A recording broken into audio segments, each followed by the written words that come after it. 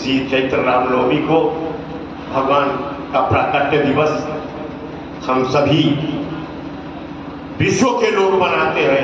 इस रामनवमी को भगवान का कभी जन्म नहीं हुआ, भगवान जन्म और मृत्यु से परे हैं, क्योंकि बाबा तुलसीदास ने लिखा है कि जन्मत मरत दुसाधु को होई, और दुख और सुख दोनों से परे हैं भगवान राम। यह तो हरि व्यापक सर्वत्र समाना, हरि व्यापक सर्वत्र समाना, अब प्रेम से प्रकट होई मैं जाना। यह केवल प्रेम से प्रकट हो जाते हैं, या प्रेम से प्रकट होते हैं।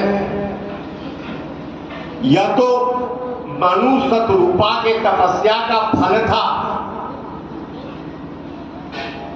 उन्होंने मनु शतरूपा ने जब तपस्या किया, भगवान नारायण आए, कहे कि मैं तो आप लोगों से बहुत ही प्रसन्न हूं, मैं भर देना चाहता हूं, मांगो। शतरूपा ने कहा कि प्रभु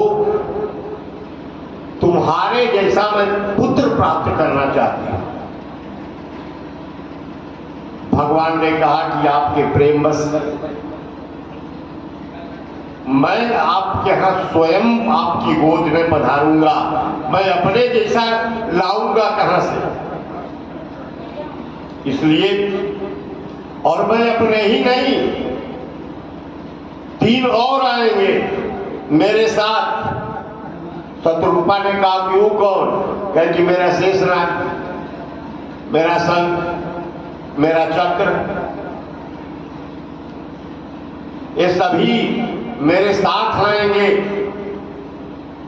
और आप अयोध्या में जन्म लेंगे दशरथ और कौशल्या के रूप में। मैं तब आपके यहां अवतरित होऊंगा। भगवान अवतरित हुए, जन्म नहीं हुआ। और भगवान जन्म जन्म मुनि जतन कराही, जन्म जन्म जन्म जन्म मुनि जतन कराही, और अंत राम मुख आवत। और यही भगवान ताही अहिर की छो हरिया छछिया भरी छाछ पे नाच नचावे। उधर है कि जन्म जन्म मुनि जतन कराही, कई जन्म बीत गए फिर भी ताही अहिर की छो हरिया छछिया भरी छाछ पे नाच नचावे। गोपियां एक घड़ीला मट्ठा लेकर कहती थी कि नाचो तब देंगे, और वह नाचता था, वह नाचता था। तो भगवान प्रेम वश है, भगवान प्रेम की परिकाष्ठा है, प्रेम से प्रकट हो ही मैं जाना। इसीलिए सब कुछ का कार्य एक केवट से मांगी नाव, मांगा और केवट नहीं आना, नहीं ले आए।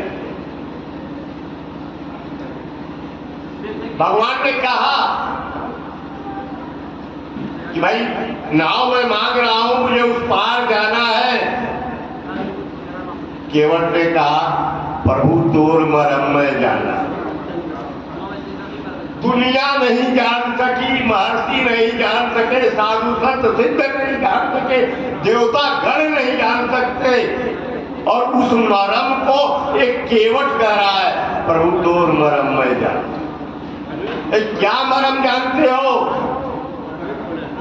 अरे बाप रे बाप, प्रभु तुम ही हो।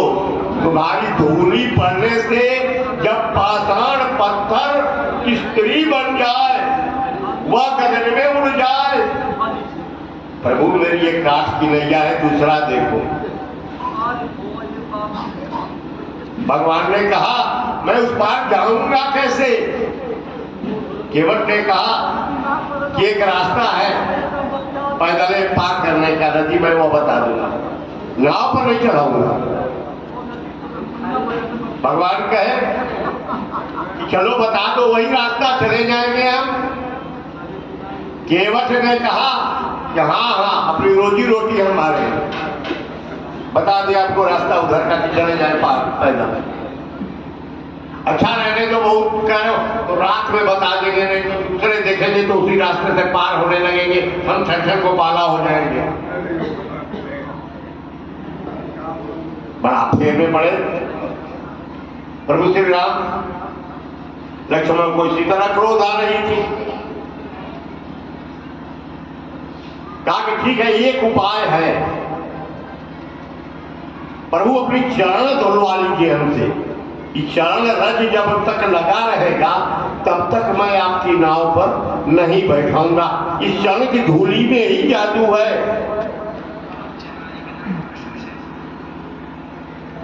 भगवान राम ने कहा कि चरण धोने की बात करता है। लक्ष्मण ने कहा नहीं नहीं नहीं, इस समय तुम पैसा लो, तुम अपनी मजदूरी लो, नाव पर बैठाओ, हम लोग को उस पार उतार दो। ताकि नहीं, बिना धोखे भी नहीं। तो लक्ष्मण ने कहा कि तब धो। सोचा उसने कि जिस चरणों से यह गंगा स्वयं निकली है, जिस चरणों से निकली गंगा को ब्रह्मा अपने कमंडलू में कई वर्षों तक, कई युगों तक रखे रह गए, जिस गंगा को भगवान शंकर ने अपने शीश पर धारण किया, भगवान नारायण के चरणों से निकली इस गंगा को, फिर उसी गंगा से, उसी जल से, जो जल इनके पैरों से ही निकला है, उस जल से इनका पद कैसे पखारूं, पद कैसे पखारूं, उसे घर से जल ले आए।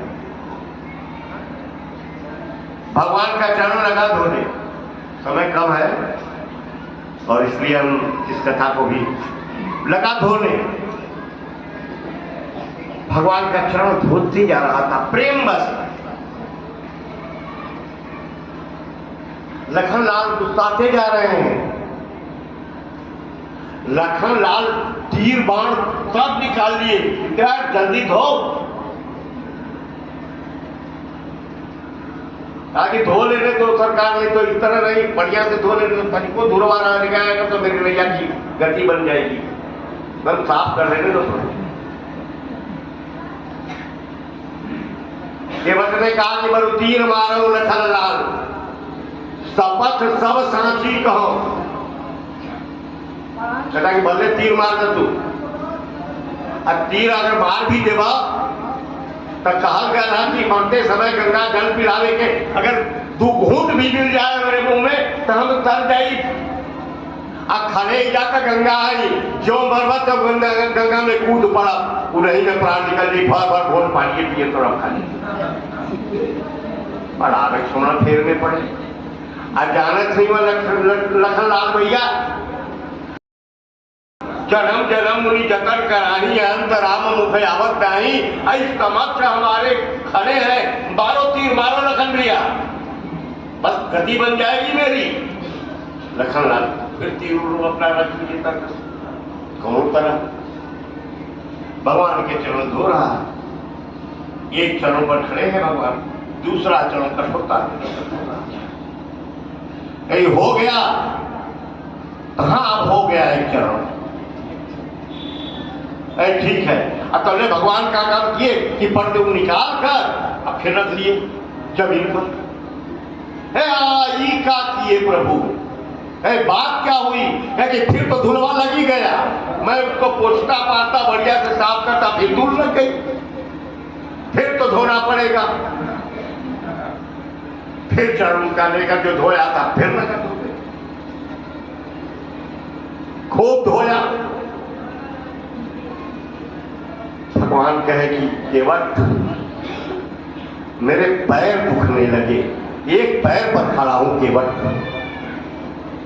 कम से कम जल्दी जान छोड़, एक पैर को हटा, दूसरा पैर भी धो ले, जल्दी से पार उतार। केवट ने कहा कि प्रभु अगर तुम्हारी पैर दुखने लगे तो जिसका नाम का सहारा दुनिया देती है कोई अगर बेसहारा हो जाता हो तो मान लीजिए एक पैर पर खड़ा है तो किसी चीज का टेक ले लेता है कि थोड़ा सा अवलंबन हो जाएगा, मेरा अवलंबन मुझे मिल जाएगी, किसी पेड़ का, किसी लाठी का, कोई न मिले तो अगर कोई आदमी है उसका भी अपनी सहारा, अभी देखिए ना पैर से दिक्कत है तो अभी किसी का सहारा ले लेते हैं, सहारा ले लेता है। अब प्रभु तुम्हारे पैर दुखने लगते हैं तो मेरा ही सहारा ले न लो, माथे पर मेरे हाथ रख दो और हाथ रखकर मेरा सहारा लेकर खड़े रहो प्रभु। बताइए, और प्रभु को उसके हाथ, उसके माथ पर हाथ रखकर खड़ा रहना पड़ा। अब धन्य हो गया वह केवट किस त्रिलोकीनाथ जिस चरण को धोने के लिए तरसते हैं लोग। अरे चरण धोने के लिए किसको मिला? एक केवट, दूसरा राजा जनक। राजा जनक ने भी शादी में श्री राम का चरण धोया था और यह मौका केवट को फिर हाथ लगती है। केवट दोनों पैर किसी तरह धोए, भगवान राम का हाथ उसके सर पर, उसका अवलंबन लिए खड़े हैं। जिसका अवलंबन लेने के लिए ब्रह्मांड तरसता हो, आज वह एक केवट की अवलंबन लेकर खड़ा है। यह प्रेम की परिकाष्ठा है। हो गई धुलाई। अब लक्ष्मण ने कहा कि अब तो चढ़ाना हो, अब तो ले चल। अरे नहीं नहीं, जो मेरे इस घाट पर पहले आया है पार तो उसको पहले होना है, आप तो बाद में आए। तो यहां तो कोई है ही नहीं है, यहां तो कोई है ही नहीं। फिर अरे सरकार, हमारे भाई बाबू पूर्वज दादा दादी नानी नाना पोती पोता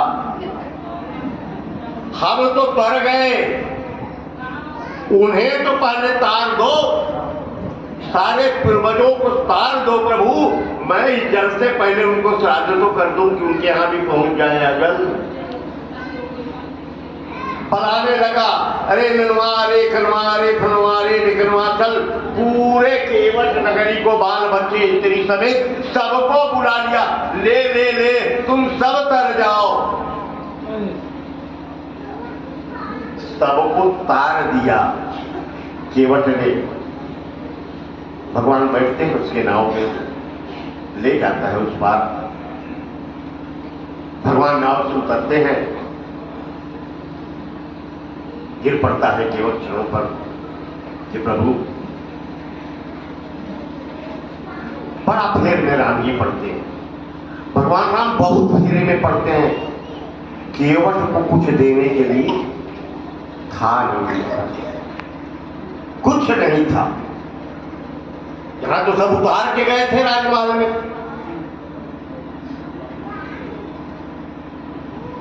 अब बड़ा संकोच में पड़े। लखन लाल भी बहुत संकोच में पड़े कि क्या किया जाए। माता सीता की तरफ देखते हैं। भगवान राम, जनक नंदिनी समझ जाती है कि भगवान राम इस ऊहापोह में है कि मैं इस केवट को उतराई क्या दूं। माता सीता अपनी मुद्रिका निकालती हैं और भगवान राम के हाथ डायरेक्ट नहीं देती केवट को, मुद्रिका निकालती है और भगवान राम के हाथों में देती है। आजकल का औरत पतिदेव कोई के दना चाहे ना दा, लेकिन अगर साथे रहिया मैडम तो उनके नहीं दिया कि तू ही दे दा, अपने पट दे पर्स से निकलिया दे, नहीं हमारा मानता नहीं कि तुम्हारा। देखिए यहां कितनी बड़ी सभ्यता थी। भगवान राम के हाथों में माता सीता अपनी मुद्रिका देती हैं, भगवान राम देने लगते हैं केवट को। कहा कि नहीं नाथ, मैं तो कह चुका हूं कि न नाथ उतराई चाहूं, मुझे उतराई नहीं चाहिए। राम जी ने कहा कि तुम मजदूरी ले लो अपनी। अरे मजदूरी कैसी? मजदूरी कैसी? तुमने पार उतारा है। अरे मैंने कहा 14 भुवन। नारद चले, देवताओं के पास गए, भक्तों के पास गए, ऋषियों के पास गए, महर्षियों के पास गए, मुनियों के पास गए, संतों के पास गए, सिद्धों के पास गए। सबने ये बस एक ही जवाब दिया, अरे नारद पगला गए हो का? भगवान को कौन अपनी चरण की धूली देगा? नरक जाना पड़ेगा नारद, नरक। जाओ जाओ यहां से दूसरा करवाया। देखो नारद बेचारे परेशान परेशान परेशान फंसते गए, वृंदावन तक आ गए थे। वृंदावन में बैठे थे, गोपियां राधिका जी को साथ लेके और वृंदावन घूम रहे हैं। राधिका जी ने देखा नारद को कि कह रहे महर्षि आप कहां यहां, क्यों यहां बैठे हुए हैं आप? भगवान की हालचाल कैसी है? प्रभु ठीक तो है ना, कुशल से है ना? नारद जी ने कहा कि मत पूछो, बहुत तेज पेट दर्द से तड़फड़ा रहे हैं हमारे प्रभु। तो नारद कोई दवा दारू नहीं, उनका दर्द एक कैसे ठीक होगा कि कोई भक्त अपनी चरण की धूली उन्हें प्रदान कर दे। राधिका जी ने सोचा, तेरे बाप रे बाप, मेरे नारायण बीमार हैं, मेरे नारायण को कष्ट है, मेरे नारायण को पेट में दर्द है, हमारे कृष्ण तड़फड़ा रहे हैं। नारद जी ने कहा कि मैं देवी तीनों त्रिलोक 14 भुवन सबसे ढूंढाया, सबसे मांग आया, देवताओं से भी मांगा, भक्तों से भी मांगा, मुनियों से भी मांगा, सिद्धों से भी मांगा, किसी ने अपने चरण की धूल मुझे नहीं दी कि भगवान को हमने जाकर ठीक करें। राधिका जी बोली, अरे नारद तुम भी तो बहुत बड़े भक्त हो भगवान के, तुम अपनी चरण धूली क्यों नहीं दे दी? नारद ने कहा कि क्या नरक जाना है क्या मुझे? राधिका जी अपना पैर उठाती हैं और अपनी चरण की धूली झाड़ती हैं।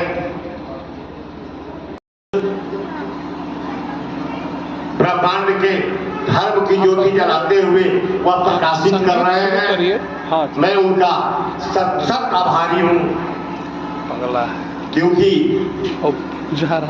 संतों की भांति इनका जीवन संतों का है। जैसे संत क्या है, एक हाथ में धर्म और दूसरे हाथ में दरवाजा निकला प्रकाश लेकर सारे दुनिया को प्रकाशित करते हैं। वह ज्ञान का प्रकाश। मैंने सर्वप्रथम सूरदास की आपको कथा सुनाई है। इसी शब्दों के साथ मैं अपने वाणी को विराम देता हूँ।